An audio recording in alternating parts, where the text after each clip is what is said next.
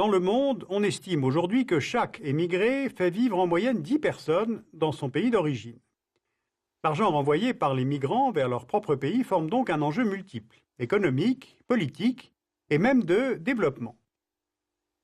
Voici sur ce planisphère, en vert les principaux pays d'origine de ces migrants et en orange les principaux pays d'immigration. En 2008, on estime à presque 200 millions le nombre de personnes qui vivent hors de leur pays natal, sans compter les clandestins. Et sur 6,6 milliards d'habitants, en fait, cela ne représente que 3% de la population mondiale, c'est-à-dire en fait assez peu. Sauf que le travail de ces migrants a des effets aussi bien sur les économies des pays d'arrivée que sur celles des pays d'origine, la plus grande partie des revenus générés par les migrants étant réexpédiés vers leur propre pays.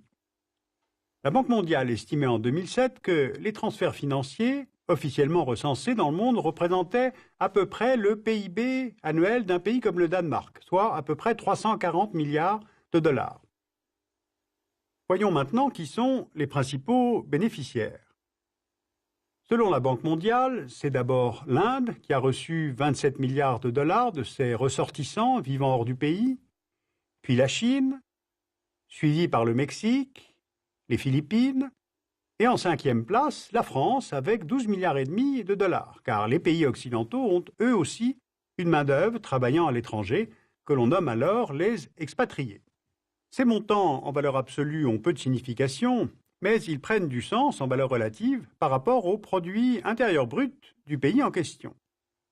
Les transferts représentent environ 20% du PIB de la Bosnie-Herzégovine, du Salvador, de la Jamaïque, de l'Arménie, de la Jordanie ou encore d'Haïti, plus de 25% du PIB du Kirghizistan ou du Honduras, et plus du tiers pour le Tadjikistan ou encore la Moldavie.